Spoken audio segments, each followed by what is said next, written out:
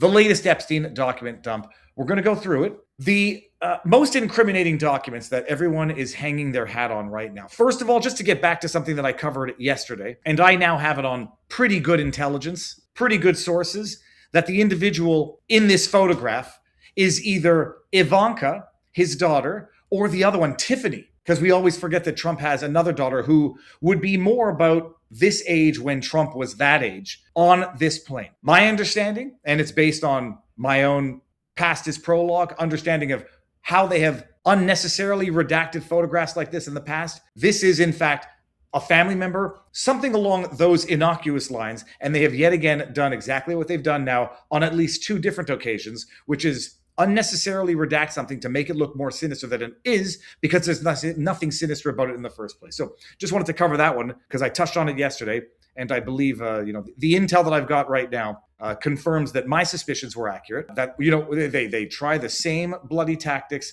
over and over again. Recall, it's what they did here, redacted the faces of adult women to make it look like it was something nefarious when it wasn't. And in the case of that photograph and the dishonest and stupid, and I'm calling Keith Edwards both, jackasses of the internet, post that picture knowing damn well what they're doing, and it takes the likes of me to suspect, independently attempt to investigate, and confirm to the best of my abilities that yes, the explanation for that photo is something along the lines of either Ivanka or Tiffany on that plane with Trump and nothing nefarious.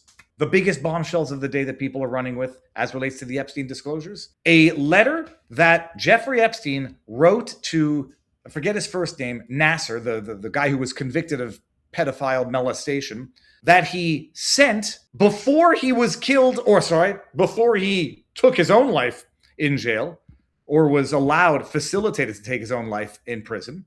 He sent this letter before he died, and it was postmarked after his death. Christopher Hale, don't know who he is, so I'm not going to call him names. DNC delegate. All right, I can call him dumb and or dishonest. Haha, bada bing, bada boom. Let me see what he said in the tweet. Oh yeah, Jeffrey Epstein's final letter was to convicted sex abuser Larry Nasser.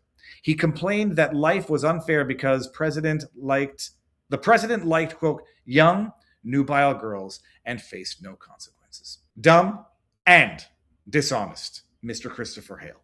So we read this letter, and this is going to go back to the hoax concept. It's going to go back to Michael Wolff in 2015 trying to suborn blackmail material on Trump via Epstein. We'll get there in a second. This is what the letter had to say. Jeffrey Epstein, Manhattan Correctional, New York City. All right. And then I think we see a date, August 2019. So here you can see that right there. The 3 August, I think it looks like August 3rd, 2019. And Jeffrey, when did Epstein kill himself? I won't put it in quotes in the search engine. August 10, 2019. So now, depending on the date here, I'm going to get close to my computer. Hold on. Oh, that looks like August 13. That's right. So this is post-dated 3 days after he's dead. Dead men tell no tales. But when they last leave a self-serving, our president also shares our love of yours. Hold on a second. Our president also shares our love of young, nubile girls, is on the left side now. When a young beauty walked by, he loved to say, grab, snatch. Whereas we ended up snatching grab in the mess hall of the system. Life is unfair. Yours, Jeffrey Epstein. Now, anybody who has the slightest degree of skepticism would say, what an odd thing, to do. I mean, I don't know how many letters Epstein was writing Larry Nasser in his final days. He didn't know they were his final days, but maybe he didn't. If he's going to take his own life, he knew they were his final days. If he knew that he's going to take his life if given the opportunity, and this is the letter that he wants to put out to Larry Nasser, a mere few days sent before he takes his own life, all of it is suspicious. But anybody who has a half a brain, which might not include Christopher Hale, you might be saying, what an odd thing to throw in a letter. Just throw Trump in there. Just mention Trump unsolicited for whatever the reason, who the hell knows. Our president also shares our love of young and nubile girls. That sounds like someone is deliberately trying to set somebody up without them even being there. As we say in French, les absents ont toujours tort. Those who are not there are always wrong. So he throws Trump in there. This is a self-serving other incriminating statement. But do remember what Michael Wolff said to Jeffrey Epstein back in 2015. And in case any of you forgot, I'll refresh your memories. It was one of the documents that I found particularly interesting, and I'll be gosh darn, damn incriminating, of a man who later would go on to have access to the White House.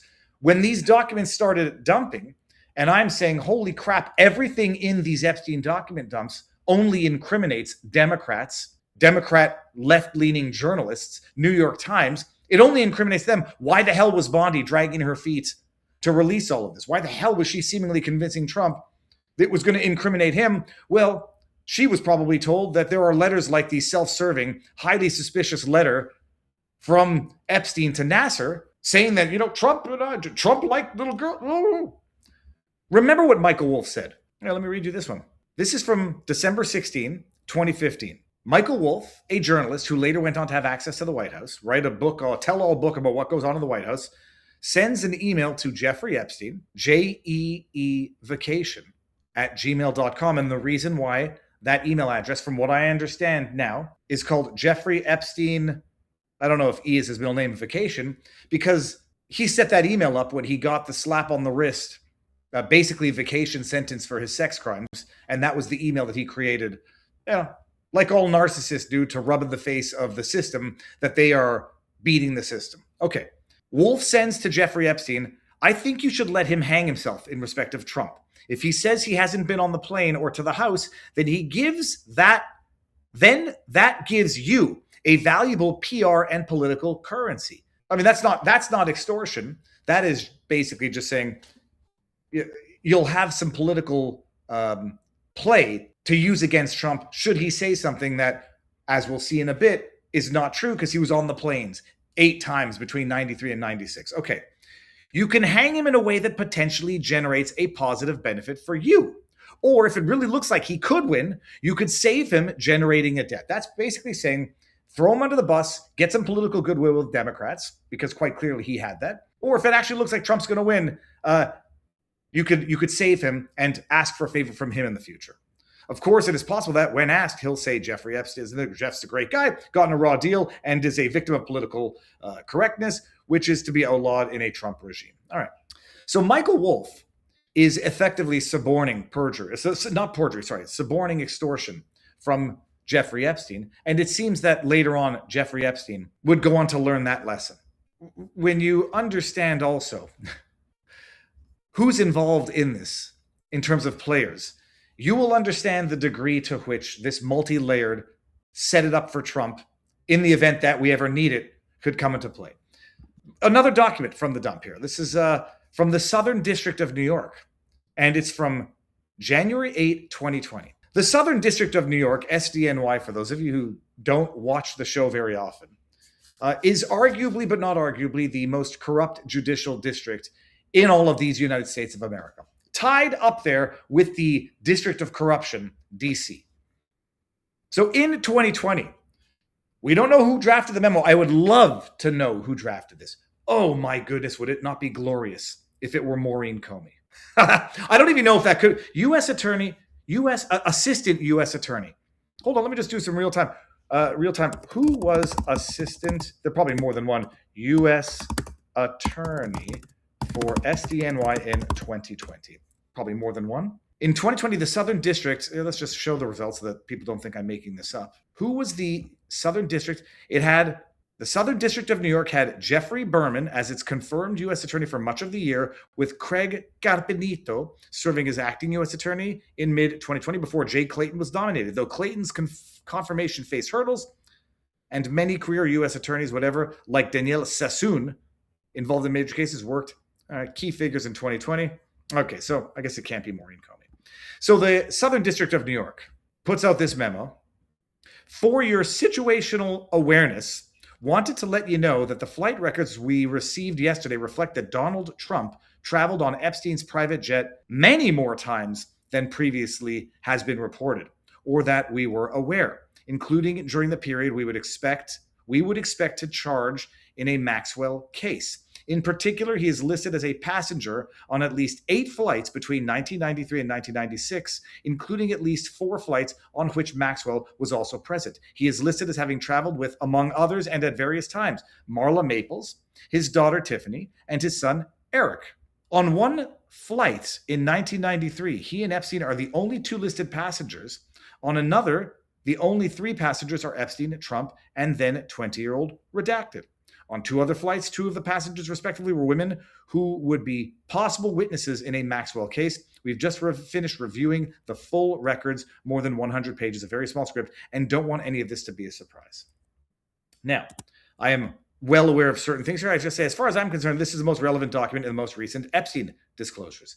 The long play was clearly being set up as of 2020. Southern District of New York, the most corrupt judicial district, laying the groundwork for a deliberately opaque, clear and deliberate setup for political weaponization in drafting of this email. It adds nothing of substance other than casting aspersions through deliberate omission, i.e. that the flights were all domestic between Washington, New York, and Florida, from what I understand, now being weaponized exactly as initially intended by those corrupt scoundrels within the SDNY. It was the wrong word to describe the Epstein files, but it is not. It's now clear that Trump was right. That the hoax was and had been set up a long time ago. Blanche and Bonnie playing right into it. Strzok Insurance Policy 2.0. I like to see this. Then why did Trump deny being on the plane himself if he was wrong? As far as I recollect, Trump put out a Truth Social post where he said, I was never on the plane or at Epstein's Island, in respect of an AI-generated image showing him on a plane and suggesting he had been to the Epstein Island. As far as I remember, that was the context of the Truth post, which I'm fairly certain even at the time people were saying, no, dude, there's logs of you taking domestic flights. So maybe what you mean to say is you were not on the Lolita Express to go to the island, and you were not on the island, although you used the word or. So my understanding is that he was on the flight. He flew 8 times with family between 93 and 96, domestically, between areas where, lest we also forget that Epstein had planes that flew in various locations domestically, that there was nothing suspicious about this because, I don't know, lifestyle of the rich and famous. You hop on a friend's flight if they have the ability to fly between New York, Washington, and Florida, where you have businesses and residences. And going back and understanding everything here, lest we forget, and I think it just came up the other day when Mike Benz was doing a podcast on this, Wall Street Apes posts, December 22nd. This is insane. Mike Benz does through Mike Benz, I guess he means goes through Jeffrey Epstein documents. I don't need to read it because I'll just play the clip and I'm going to read the chat and see what people think about this. Jeffrey Epstein negotiated the fucking contract to move the CIA's proprietary airliner, Southern Air Transport, which was busted running drugs and guns during Iran-Contra. He personally was the authorized signatory on the deal with Southern Air Transport to move it to a military base in Columbus, Ohio to service the limited. Hey, any of you guys got any bright ideas about how you would go about in 1994 convincing the Central Intelligence Agency to move its proprietary CIA airline used for covert operations based in Miami to fucking up and move its entire operation to fucking Columbus, Ohio, just to service your personal company instead of the CIA? What do you think, he cold called the CIA? You think he just schmoozed the CIA? Or is it because he was handling out on Khashoggi's money during Iran-Contra that purchased the guns that Southern Air Transport a decade earlier was moving? Pretty wild interpretation with some of the wild receipts in here. Mike Benz has been, and for a while now, focusing on the Iran-Contra guns running CIA asset angle of Jeffrey Epstein. He's the one, you can only acquire the knowledge of people who are more knowledgeable than you. You can try your hardest to try to figure things out on your own, but knowledge is the gift that once given, you can't take back. And when I say, hey, has the CIA yet done a name search or shown us the results for Jeffrey Epstein in their files? That's Mike Benz asking these questions and going down these rabbit holes. And so an interesting thing as well, by the way, Columbus, Ohio, upping and moving this CIA plane company to Columbus, Ohio. I do remember, and I hope it comes back up at some point during the stream, one of the names of the unalleged trafficker was from Ohio, and I don't know if it was from Columbus, but I hope we're going to get back to that. So just bookmark that in the back of your minds. So what we've seen right now, a 2020 memo from the SDNY. And I know some people are going to say, and I'm asking the question actually as we're live, who's selecting the assistant attorneys for that district at the time? This is in Trump's presidency. Drafting this memo, which is deliberately opaque, saying basically he was on many more times than we previously, many. It was 8 times in 3 years domestically. And as far as I'm concerned, I mean, I wouldn't have thought there's anything nefarious or suspicious about that. It was, if not prior to, but Lord knows when Epstein started his sex stuff. It was certainly before it was publicly known, and obviously before the sweetheart deal where it was judicially known. So the rich are flying with the rich domestically between New York, Washington, and Florida. This 2020 memo from the SDNY says, many more times. And, for your situational awareness. And then nothing comes of it until now when, if you're in Bondi's shoes and someone tells you, oh my goodness, we can't release this documentation because Trump's name is all over it like that. And Bondi, who may or may not be doing the requisite degree of homework to fully understand what's going on, says, all right, I'm going to protect Trump by saying we no longer have anything to disclose 6 months ago, which nobody believes, and now they're disclosing this. Maybe Bondi got convinced by the fact that if this information came out, people would think it incriminates Trump. And maybe Trump got convinced that this was the hoax that the Democrats were planning. And if he says it's, a hoax enough times, his base will say, forgive and forget and move on, which they haven't, and they won't, and they shouldn't. And the more that comes out, the more it actually exonerates Trump, but might incriminate the whole damn system. New York Post, Trump flew on Epstein's private jet at least 8 times. Future President Donald Trump traveled on notorious pedophile Jeffrey Epstein's plane at least 8 times during the 90s, according to flight records reviewed by Manhattan federal prosecutors. Yet, January 8 memo says the thing. In the email, the unidentified assistant U.S. attorney, Southern District, writes, we read the email. Okay, all right, let's go down here. A response that was included in the document dump did not mention Trump's name, instead asking, who are the 2 potential Maxwell witnesses? The email provides no evidence that Trump was aware of Epstein's sex crimes against women and girls as young as 14, nor does it indicate wrongdoing on the part of the president. Following the release, the Justice Department issued a remarkable pre-buttal. I like that. You got a rebuttal, which responds to an argument made, and then a pre-buttal, which anticipates an argument to be made. Writing on X, the Department of Justice has officially released nearly 30,000 more pages. Late, but whatever. It'll be for the scoundrels who want to say, well, we're not going to hold you in contempt or whatever because you didn't do it by Friday. I'm happy they're doing it. Finally. And what it's revealing is not showing what I think they think it's revealing, and I don't think it's showing what they wanted it to reveal. But my goodness, is that not going to stop them from twisting, turning, redacting to make it look like it is? 30,000 more pages of documents related to Jeffrey Epstein. Some of those documents contain untrue and sensationalist claims made against President Trump that were submitted to the FBI right before the 2020 election. To be clear, the claims are unfounded and false, and if they had a shred of credibility, they certainly would have been weaponized against President Trump already. Nevertheless, out of our commitment to the law and transparency, the DOJ is releasing these documents with the legally required redactions. President himself has dismissed the ongoing Epstein cases, yada, yada, yada. What this whole thing is with Epstein is a way of trying to deflect from the tremendous success the Republican Party has had. He told reporters, like, for instance, today we are building one of the biggest ships in the world, most powerful ships, yada, yada, yada. Okay, let's get to the end here. Pre-buttal. Sensational claims. Anonymous tips to the FBI. Ted Lieu. Ted Lieu is a man who is dumb and dishonest. And he's proven it time and time again. Maybe some people are going to say, no, Viva, you're being too generous and dismissive. He's actually not dumb. He's actually quite disturbingly intelligent and is using that intelligence for nefarious purposes. Maybe. But I think he's pretty dumb, because to think that you're going to get away with it is wild. We got to go down the Twitter rabbit hole here. Here we go. We got Ted Lieu says this document in the Epstein files is highly disturbing. Okay. Then we've got Melanie Dorigo, who is both dumb and incompetent. Let me see here. Dumb and dishonest. What does she write? She just quotes from the document. He raped me. Donald J. Trump had raped her along with Jeffrey Epstein. She was found with her head blown off. There was no way it was suicide, end quote. Now we're starting to see why Trump was hiding the Epstein files, and it probably gets much worse. Only, ma'am, if you are an absolute idiot. Let me pull up the document. Probably could have pulled it up from that one there, but let me pull up the document in its entirety. And whether or not we're going to go through here, look at this. So let's just go through this here. This is, I won't tell you what this is yet because we want to read it. Redacted here, it says, during blank time, the driver met Donald Trump. Oh, no, hold on a second. I do want to show the date of this document.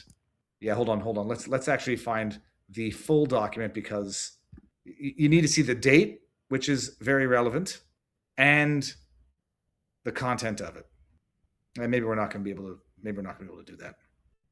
Okay, let's just go down to this document. It says here, let's see. Blank reported some of the things President Trump had spoken about during a ride while on his cell phone were very concerning. Blank reported he was, quote, a few seconds from pulling the limousine over on the median within a few, yada, yada, yada, yada. Oh, that's what gets this here. Blank was unsure who he was talking to, nor who he referenced. As Blank talked about his time meeting Donald Trump, Blank demeanor went stone cold, as stated, quote, as Blank stated, quote, he raped me. Blank said, quote, what? As Blank replied, Donald Trump had raped her along with Jeffrey Epstein. Noted some girl with a funny name took me into a fancy hotel or building. That's how it happened. Blank advised Blank to call the police regarding the incident. As Blank stated, I can't, they will kill me. On Christmas Day, Blank contacted Blank, stated she had in fact called the police about what they had talked about. Blank told Blank she had done good. Blank did not hear from Blank on or until Blank. Blank reached out to Blank stating Blank was dead and noticed she was found with her head, quote, blown off, end quote, in Kiefer, Oklahoma. Officers on the scene stated there was no way it was a suicide. Coroner stated it was a suicide. Later said blah, blah, blah. If you don't understand what that document was, you might think it's disturbing. That was an anonymous tip to the FBI in 2020 when Trump was running for office, unverified and anonymous, of some lunatic who has fantastical imaginings. Like once upon a time, for those who are new to the channel, and you know when Barnes talks about Wesley Snipes, there was a woman who claimed to that Wesley Snipes fathered her child. This is I want to say you Jew. Well, thank you. Welcome to the channel. This is an anonymous tip that is worth absolutely nothing. And unless you know that it's an anonymous tip, called into the FBI at the election. How many anonymous tips do you think they got that Trump did X, Y, and Z? And you have Melanie Darrigo republish. Oh my goodness, now I know why they didn't want. Because anonymous crazy people called into the FBI and said crazy things. And then you get Ted Lieu in their remember Nancy Pelosi's information or disinformation laundering. Well, this is disturbing. Retweeting it. That's what we're dealing with right now. This is the most damning stuff to have come out. Why the hell it took so long? Why they fought tooth and nail? I would argue is just having played exactly into the sabotage that this was always intended to be. And who's promoting this disinformation? The usual players. The Lincoln Project. From newly released Epstein files, a letter allegedly from Epstein to convicted sex offender Larry Nassar. Our president shares our love of young nubile girls. Wow, it's almost like people knew what to do in order to set things up in order for future clemency, which quite clearly Jeffrey Epstein never got. It's almost like people were laying this out for the if and when. If Trump were to have won the 2020 election, which was stolen, then they might have broken this setup of a trap earlier. What to go look at for one of the most fake hoaxes, and I'm using that word now in the proper sense, in an attempt to set Trump up, implicate him where he had quite clearly no incriminating implication or participation. Epstein, this is from CNBC, so you know it's got to be bullshit. Epstein files latest batch includes a personal letter, emails, and heavily redacted documents. What do they go with here? Department of Justice released another batch, latest document, yada, yada. Okay, we got all this crap. Some of these documents contain untrue sensationalist claims. Trump, who was largely unmentioned in the initial batch of files released Friday, is a former friend of Epstein's and has long denied any wrongdoing. Included in the latest batch, the handwritten letter to convicted sex offender Nassar. Now because of the way algorithms work and they know it, and the disinformation laundering. Now, when you search up Trump's name, you're going to get Trump, Epstein, Nasser. Congrats. This is the drive-by smear. This is the ricochet smear. What else do we have? We got the SDNY memo. I would like to know who the district attorney was, who appointed that district attorney, who it was to, who is in CC, and if you can see that by copying and pasting in Adobe, I'm sure we're going to find that out sooner than later, and the flight records, and that's it. In another email thread released with redactions in the latest batch, a person from the Human Trafficking Division of the DOJ and an unnamed recipient appear to discuss possible Epstein co-conspirators. The email exchange, July 9, 2019, states that, here we go, 3 of 10 co-conspirators had been located in Boston, New York City, and Connecticut, and were served with grand jury subpoenas. I think this is where we're going to see it. So this is from whom to we don't know when, July 2019. When does Epstein kill himself? Shortly thereafter. Epstein's bail argument is due on the judge. Okay, fine. July 19. Of the 10 co-conspirators, 3 have been located in Florida and served grand jury subpoenas. 1 in Boston, 1 in New York, and 1 in Connecticut were located and served. 4 of the 10 outstanding with attempts have been made. 1 is a wealthy businessman in Ohio. I'm not going crazy. This is the state, I was going to say province, to which Epstein moved the CIA plane thingy thing. So 1 is a wealthy businessman in Ohio. A lead is being sent to CV. The remaining 3 are currently out of pocket. The team, whatever, is flying out tonight, tomorrow, various locations in Florida to interview approximately 25 victims. Yada, yada, yada. Okay, fine.